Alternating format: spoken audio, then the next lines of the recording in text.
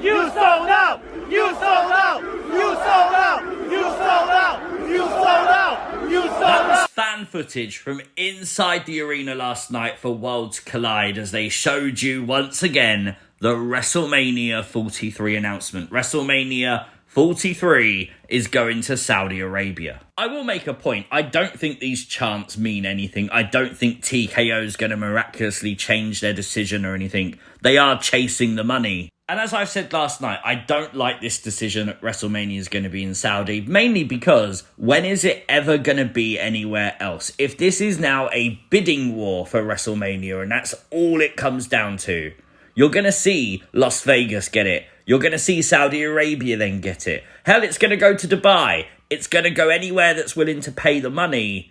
And everywhere else where fandom is huge just gets forgotten. But that's enough of that. It's not going to change, but it is the big news and we can't ignore it. But there's a lot of other news to talk about.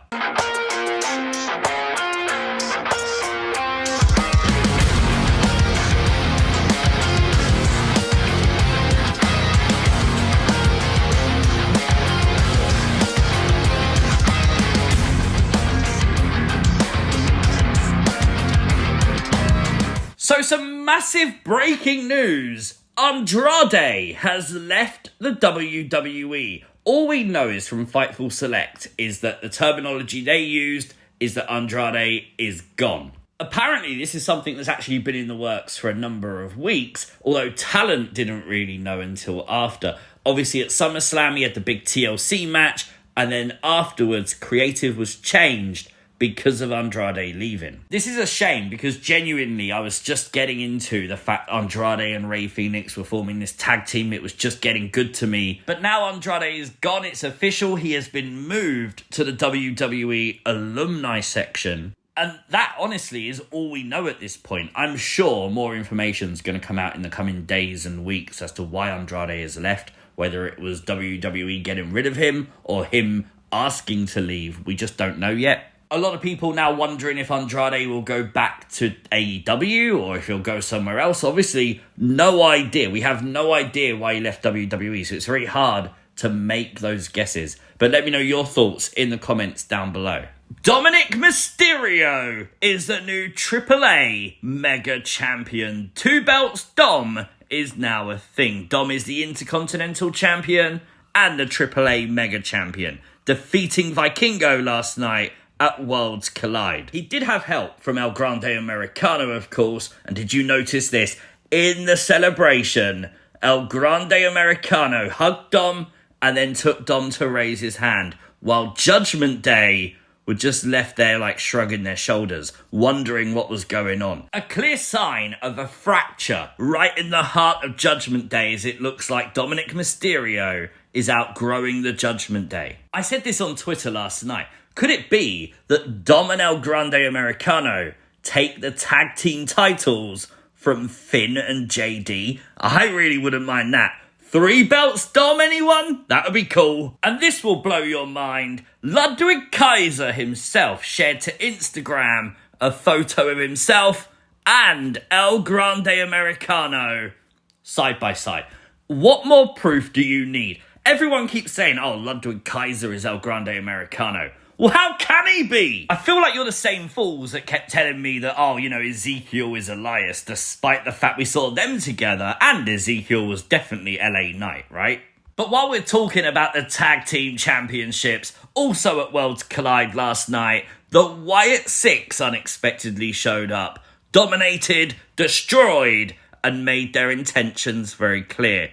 They want the AAA Tag Team Championships. And I really liked how WWE did this, I'm not going to lie. I thought it was genius to do that vignette on SmackDown. Of course you're not thinking the Wyatt Sicks are going to show up at Worlds Collide. And then boom, there they are. And we have a completely new direction for the Wyatt Sicks as they look to become, duo tag team champs? Could it be that Eric Rowan and Uncle Howdy win these tag team titles? That could be really cool because don't forget, Nikki Cross was stalking around Kiana James and Julia, so maybe Nikki goes after the Women's United States Championship. I'd love that. Talking to Nightcap, Charlotte Flair has addressed potentially stepping away from the WWE ring, saying, I don't know, But I do want kids one day. That's the thing. I can do both, but it just depends on the time. I think wrestling's in my blood. I don't know any different. Like, I love it, but I do want to be a mum. I think Trish Stratus coming back and having all these one-offs, and she's 50, looks better than half the roster. She's killing it. So I don't think that door will ever close. It's just, I do know I want to step away to have children when that time is. So no definitive answer, but it is a reminder to fans. If you're enjoying the work of Charlotte Flair, make sure you pay a little bit more extra attention and make sure you cheer a little bit harder, because you never know when Charlotte Flair says, that's enough for now. Also, speaking to Nightcap was Shawn Michaels, who would heap a whole lot of praise to Javon Evans, calling Javon the future of WWE. That's really awesome to hear. Honestly, I don't think Javon Evans has ever had a bad match in WWE that I can think of. I think everything he's done, I've been excited to see. So that's really good praise to hear that Shawn Michaels is behind him like this. Triple H, also talking to Nightcap, would say how WWE is not a sport. It's more of a movie of a sport.